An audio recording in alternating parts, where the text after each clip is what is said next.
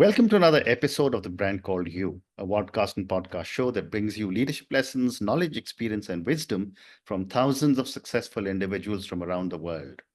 I'm your host, Ashutosh Garg, and today I'm delighted to welcome a very accomplished entrepreneur from USA, Mr. Samir Mokashi. Samir, welcome to the show.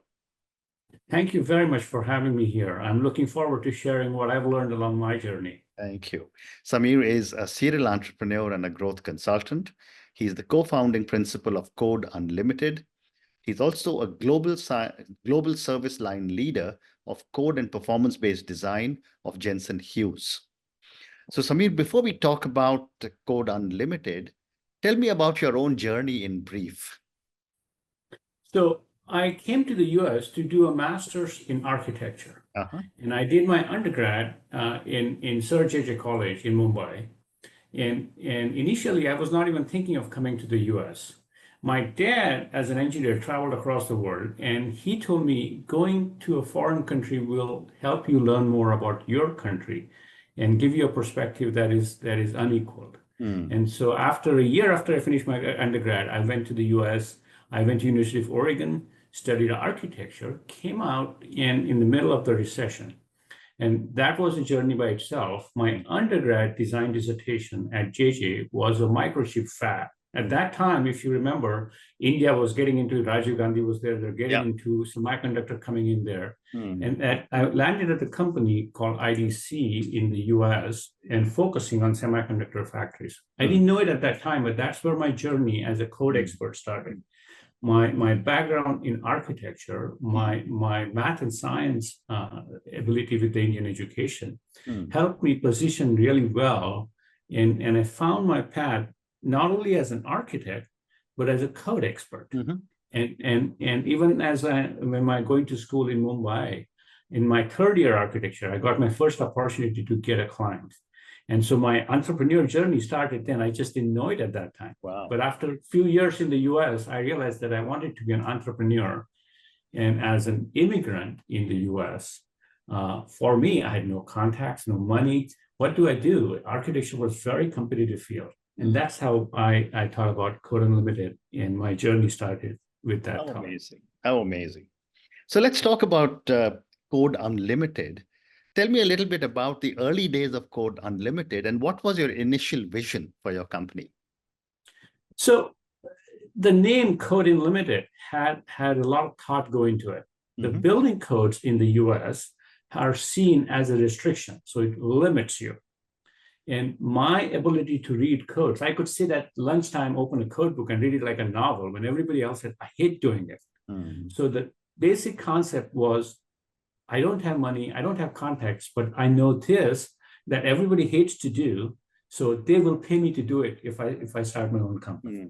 And then the basic concept as an architect, I came to architecture because I wanted to be creative, to do more than what you see and have a vision, bigger vision. And my entrepreneurial journey also started around the same time and same concept. That's why we combined the name Code and Unlimited. Wow. So the intent was to bring this insight so you can unlimited potential for the architect to create the architecture. Amazing. And even when I talk to my clients and come back and say the best designs that I did, best solutions I did, you walk in and all you notice is the architecture. Amazing. So my solution should not be even visible. You should just experience architecture. So that's how it started. Oh, amazing. Thank you. And how did you maintain a 35% growth rate year after year? Were there any key strategies or tactics that drove this growth? Actually, one of the things I think that the immigrant mindset really helps you. There's nothing that you can protect you from a fall. There's nobody there to save you. So you really have to make sure that you think things through and solve it. So that immigrant mindset, which really brought me here, is very important to that success. There was no safety net. The other thing I did was I realized that I have this ability to see patterns where people see chaos. So I have this ability to see something that people did not see. And I always was attracted to business and business books and read a lot. And I always had that affinity of saying, I have to strive for better. And that came to my business as well. So there was a lot of analysis that happened. And at the same time, rigor of execution was part of it as well. So those two combined together well. And in the end, the bottom line is customer service. People hire you because they like you, not just because you're good. And we separate ourselves by customer service and made sure that no matter how fast we grew and how many people we hired, our client always felt that they were the only person we cared about. And that was important.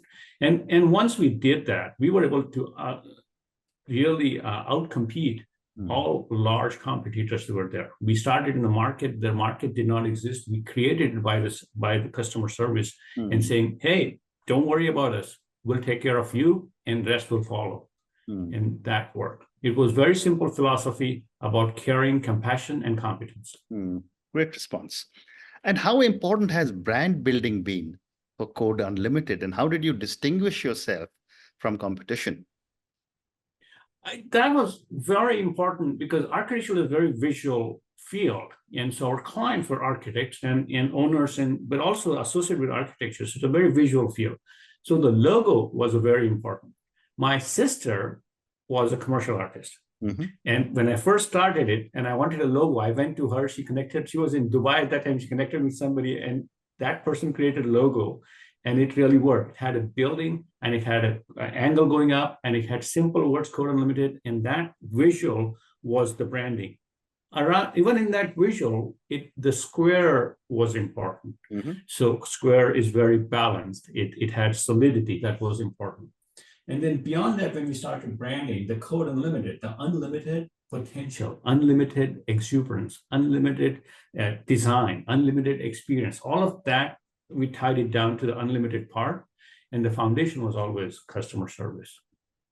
And that worked for us. It was not complicated, but we stayed true to it. And that's the beauty of the brand. Well said. So, you mentioned customer service a couple of times in the last few minutes. What role did customer service play in your company's growth? And how did you ensure a customer-centric approach across your team? So if you think about it, when I started, we had nothing to go with. I remember the conversation me and Asari, my wife, had it before we started. And we literally started there and said, look, I came to this country with a suitcase. You came here with $400. The worst that can happen, I'll have a suitcase, you'll have $400 and we'll start over again. Are you in? Yeah. Without hesitation, she said, you're in. So that trust that we had in each other was very important part of that. Also important, we weren't just starting a business so we can make money. We're starting a business that other families that will join us will have a good living. So once we had taken that part, then we started to hire people. And when we were hiring people, the first thing when people came in and said, look, don't worry about what you know or don't know. You can screw up and I can fix it. And that was my confidence. That allowed people that came in to not only trust me, but trust in their ability to make a difference. And that was the foundation of our training. Then the other thing in our company side, we're like 3 or 4 people. The first training session I had was not about codes. It was about communications. We were very clear we're a communications company. Anybody can read the book. It's how you interpret the book and how you explain to the client and guide it. That's the difference. So once we focus on that, that magically became customer service. I didn't have to use the word. Well said. And at what point did you realize it was time to sell Code Unlimited? And what factors contributed to this decision? So from the very beginning, when I founded Code Unlimited, I knew that at one point I would sell it or have an exit strategy, right? In different exit strategies that exist simplistically is you sell it to a private equity, you sell it to your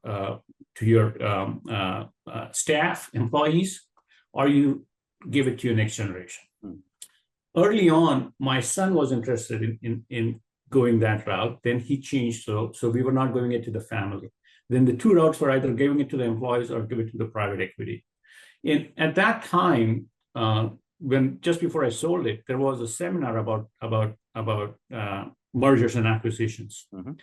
And as a business owner, you focus on what you're selling. You don't even think about selling the company, right? So you have no idea. So at that point, I really understood that similar to the stock market, there is a good time to buy and a good time to sell. And at that time, we were at a stage in our life, they were looking down and say, okay, this is our nest egg. If we lost it, there's nothing.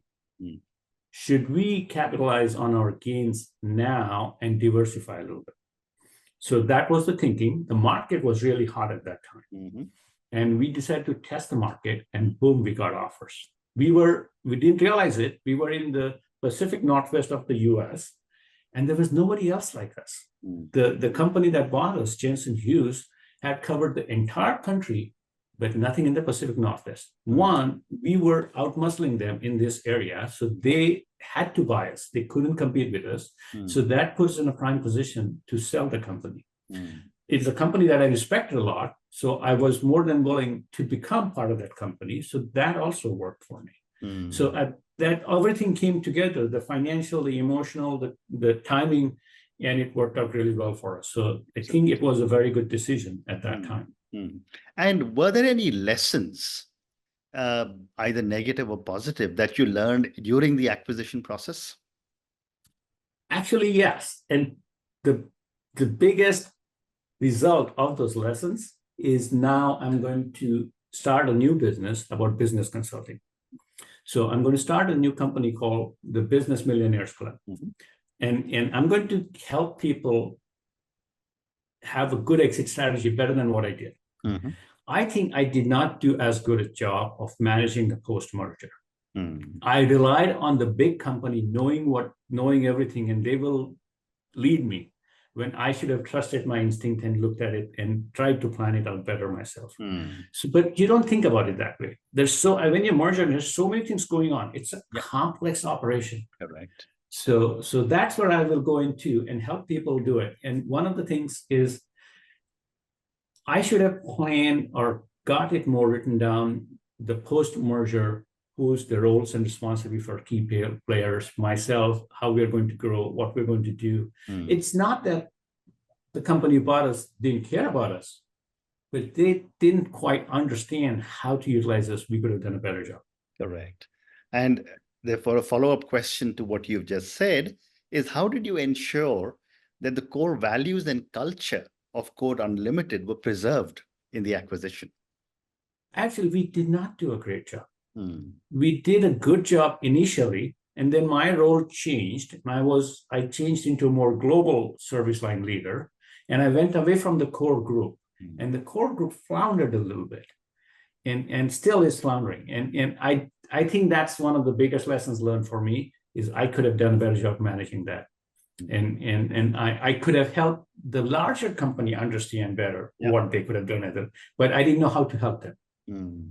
Amazing. And so those are things that I will take to the company. And I also learned that many people think about startups. When I was starting the company, a lot were, why did I do it and not everybody else? There are people around me who were equally talented. And I think that's also something that brings. So as a business consultant, I will help people start up, grow, and sell companies is where I'm going to head up, because that's a unique niche, just like Code Unlimited. Everything was very competitive and crowded, but that field was the blue ocean. So this, again, I've done some market research, again, a blue ocean, because walking the owners through that process, there's nobody who does that. And with my experience, with my insights, I can bring that value to other entrepreneurs. Amazing. Is where I'm heading. Amazing. And during the process of the acquisition or post the acquisition, were there any moments of self-doubt that you faced? Not self-doubt. And I just, my personality is not that way. If there is things that are difficult, I hunker down.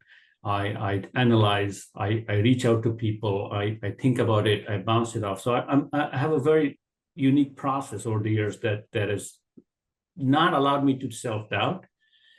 But there were a lot of challenges. One of the biggest challenges was COVID.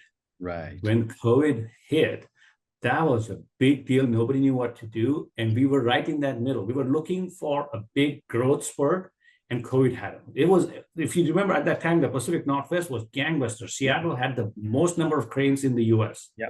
And everything didn't shut down and collapse and everything changed. So that was a moment that taught us a lot about emotional intelligence, about managing expectations and helping the staff adjust to it and things like that. We didn't, and the merger itself, I think this year, I look back and said, what am I leaving behind? And I came to the conclusion that I can do more outside of the large Jensen Hughes culture, because for me to effect change in that company is going to take a lot of time and effort. And I don't have that. If I step outside of that, I would have a better success effecting change and effecting changes to people around me more so. One, because the title, the position, the unique will make a difference. Sometimes we take our employees for granted. We take an external consultant much at whatever they say, and even more than what they are. Right. So the consultant role as the acknowledged expert will help me get to the right people very well. And similar to how I solved the challenge, even in the code consulting, I didn't do the routine consulting. I came into the most challenging questions or problems and solved those. And that was very well received. So by stepping outside, I would do better. So not a self-doubt, but self-analysis of what I'm doing well, what I'm not doing well, what are my strengths, and what I'm bringing. And in the end, I learned very early, chasing money never got me money. Like, help people, money followed me. Absolutely. So where can I help people? Where can I make the most impact, and how can I do it? That's kind of the self-analysis rather than self-doubt that has led me to this conclusion. Well said.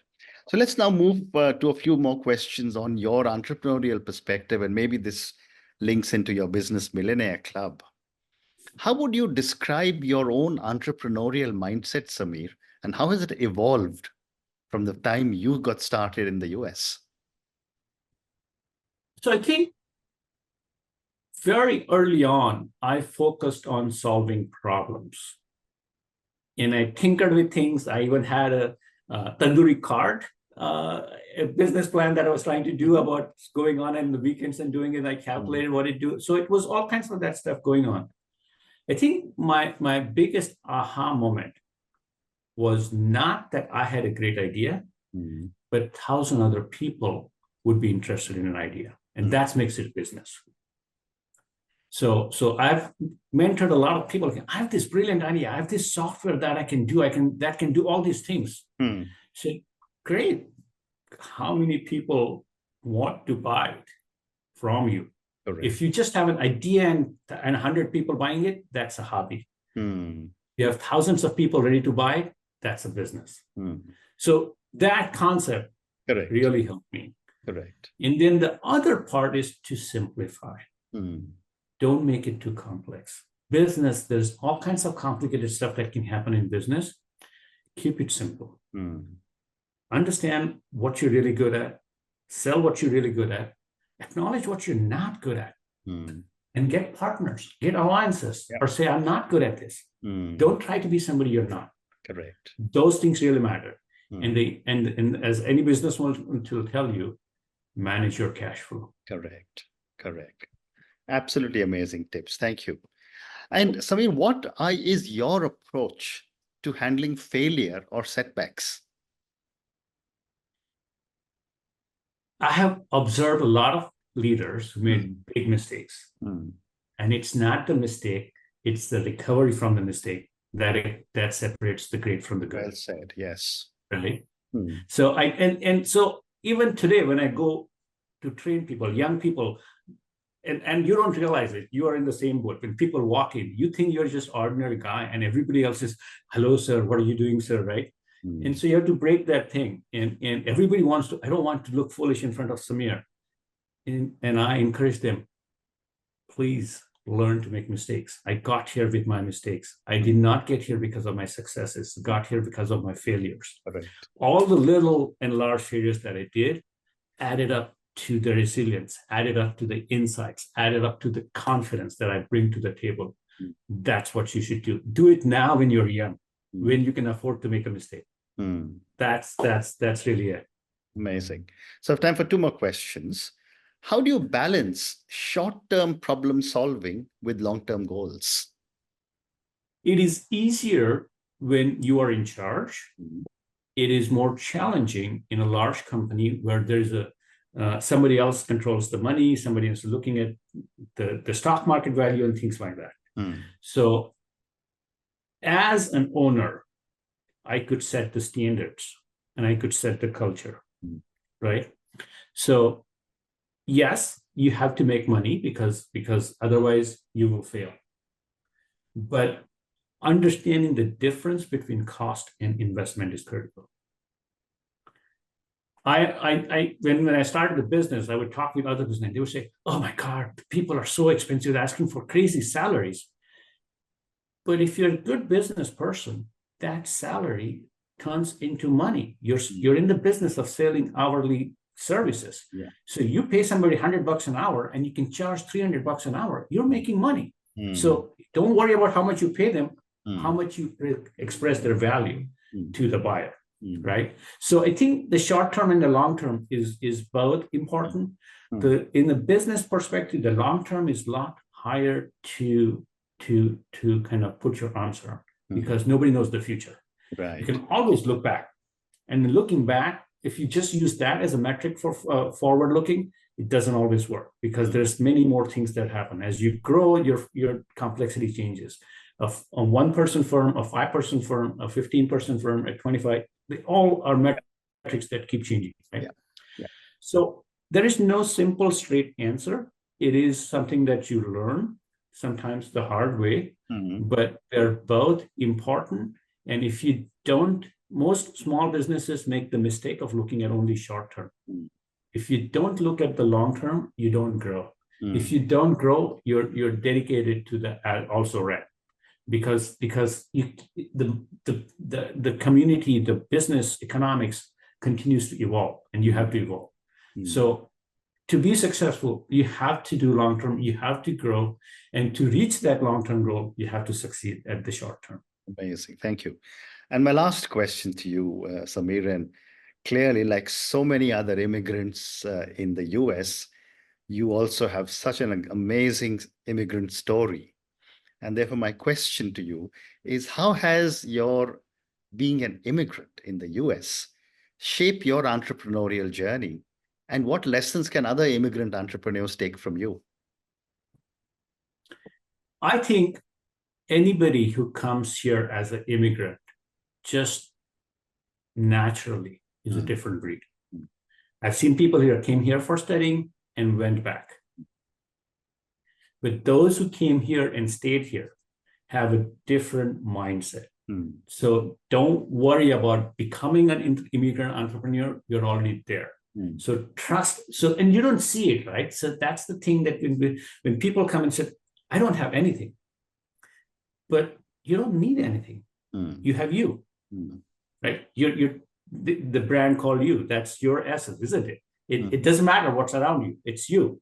Correct. Right? Correct. So as an immigrant, that is one thing that is not obvious to you, but if you can figure that out, that will help you. The second thing in the journey, what was critical to me was that I don't have a safety net, so don't expect one. Okay?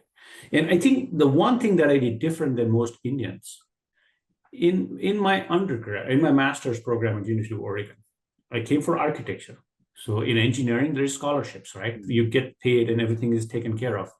Architecture, there was no scholarship. So I was hoping to get some scholarship, and I even worked in the summer, didn't work out. I eventually got a job on campus. I had a friend of a friend of a friend, and that job was working 20 hours a week, and it paid a stipend, and it gave me tuition waiver.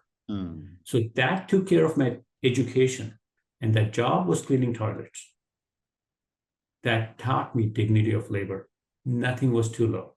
Amazing. In fact, when we first started the company, one of the things, and we were starting from scratch. So one of the things we would do is get furniture kit from IKEA and the new employee put it all together. And I would come sit down with them and put it together to teach them that there is no job that is too low or not something you cannot do. Yeah. And that concept is really something that it is not beneath me to clean the toilet.